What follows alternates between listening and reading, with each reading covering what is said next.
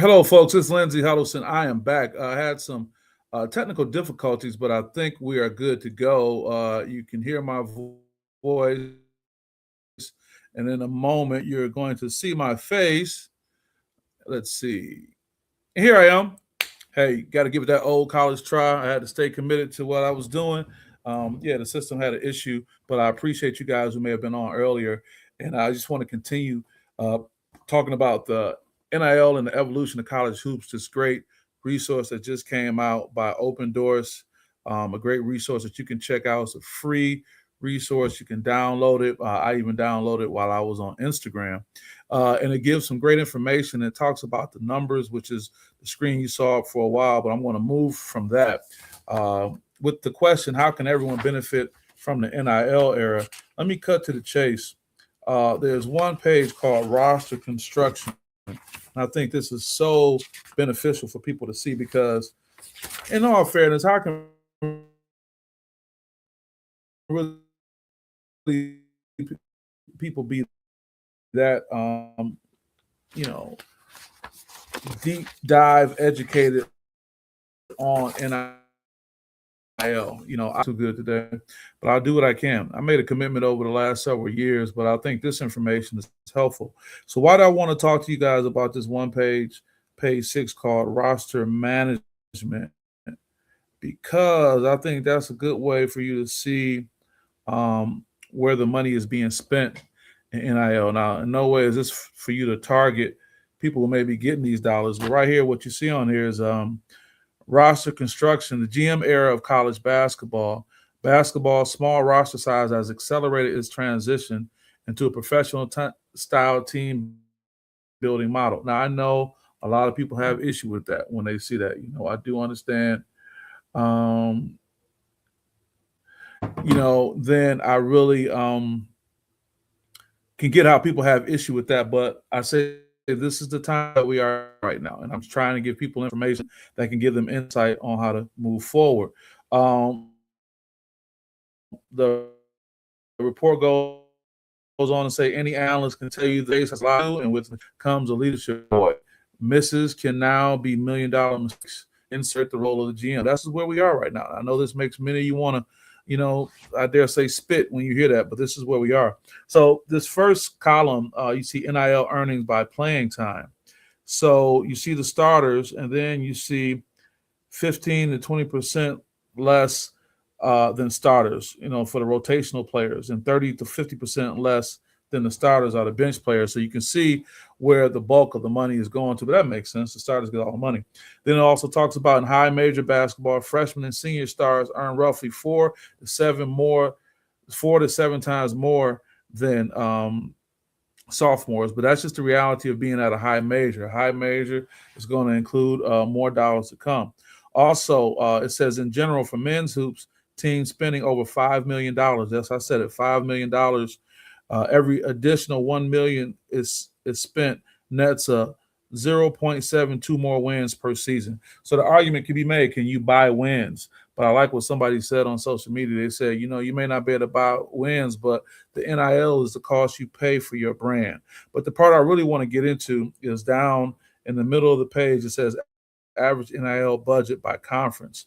So you have the different conferences here. The first one, you have like the CAA, the South, the MEAC, the SWAC, and then they're talking about $1 to $2 million per conference. But then you move on to like the A10, the Horizon League, where you got Detroit Mercy and others, the MAC, Western Michigan. You talk to $4 million. They move up to respectfully the big boys, talking about the SEC, Big 12, the Big East, the ACC, and the Big 10. You're talking about $7 to $10 million for these roster spots. So that's give you an idea. Lower part of the page talk about for women's hoops. Same conference that I mentioned, they're spent about 100 to 3,000, 300 to 550,000 when you get into the Pac-12, the A10 for women in the Horizon League, and then for women's hoops in the SEC, the Big 12, the Big 10, Big East, and ACC, talking about 1 million and 1.5 million.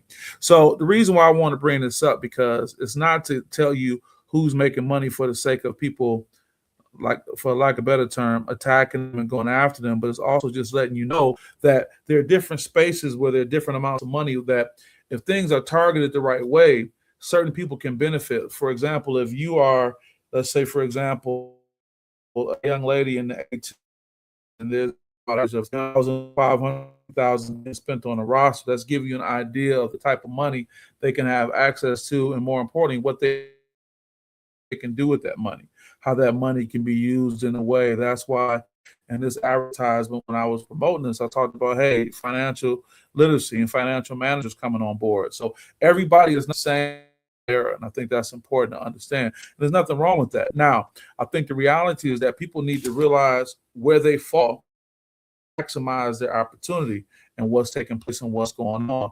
That is how you best utilize what's taking place in this NIL era. But going back to my original question that's going across the bottom ticker, how can everyone benefit from NIL? I said, what if NIL was not looked at as a noun as far as something you can get, but as a verb, as something you can work towards, that you can always be doing. I'm working on my NIL. I mean, I'm working on working on how I'm working on my craft. I'm working on my game. No matter what sport it is, I think these are the things that people need to keep in mind, because it should not be all or nothing experience. But you kind of learn from the people who are better. With these are some of the best athletes. They have some of the best work ethic. They are very good with their time management.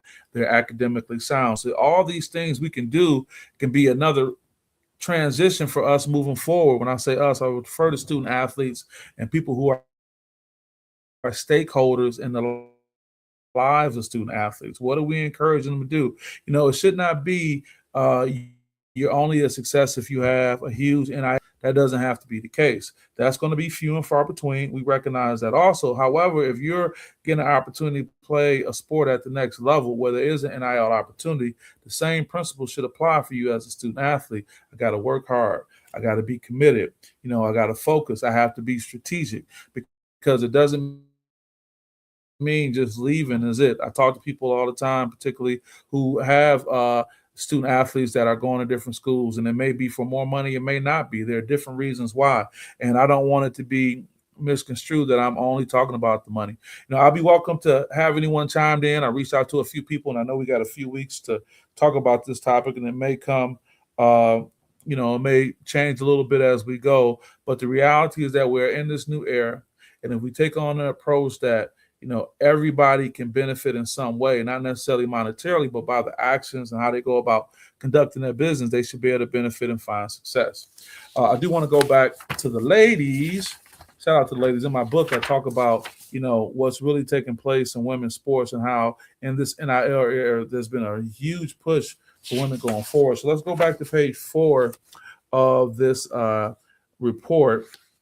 When we're talking about men and women's tournament earnings. I won't use page 4 because that was the one that was up for a significant amount of time when we were having some technical issues. So I'll go on to page 5, and it talks about the growth engine of women's basketball. The growth engine of women's basketball. And that is right here. And you're going to see that in Uno Momento, right? From momentum to marketplace, women's college basketball has experienced one of the most significantly visible accelerations in modern sports. To be clear, NIL didn't create that momentum, but it undoubtedly amplified it as advertisers recognize the reach and engagement of women's sports audience. Michigan basketball become a case study in athlete-driven commerce, a recruiting differentiator, and a corporate partnership growth channel. Right. Women's basketball with NIL, strong individual brand identities, high social engagement rates, multi-year player continuity, narrative-driven media cycles, and broader brand appeal. So I want to say who says that women get a raw deal. I'm not saying that there's complete equality. We know about wage disparities and things like that. And the WNBA has just signed a huge new CBA, collective bargaining agreement. But I do want to tell the story that there are opportunity for women with NIL, and that's also going with the consistent growth of women's basketball. And it's good to hear that. I think that if we take the approach going forward with NIL, like how can we look at things from a positive standpoint and not just be so caught up on how the sports has changed, how money is playing such a factor, we can find a way to put young people in the position to be successful. Because regardless of how we feel about what's taking place right now, it's really all about how do we set them up for success? How do they manage the situation the best? I always say, listen, if you got a problem with the weather because it's raining outside, hey, just because it's raining doesn't mean you can't go out and handle your business. You got to get an umbrella. You got a raincoat on. You got to watch. You have to prepare. Just because this college landscape has changed dramatically, it's not worth us losing our minds and not being able to move forward. Speaking of change dramatically, I want to go back to one of the first pages, page 3, really talk about the and the money that's being spent. So for anyone who's saying that college is being ruined, no one is watching dollars that are being spent, right? I started with that earlier, but then we had a little technical difficulty. And the total spend on NIL products and service for men and women's basketball, that's going to be up in a moment. And that is page 3 of our doc. Hey. Well, let me see. Having a little moment. So it's not responding. So what I'm going to do, if this doesn't respond, I'm going to discontinue what we have. I plan to talk at length, but it seems that we're having some technical issues, so I may revisit it with a different platform. So what do we have to wrap? We talked about what's happening, changing in college sports, where the money is going. You have a great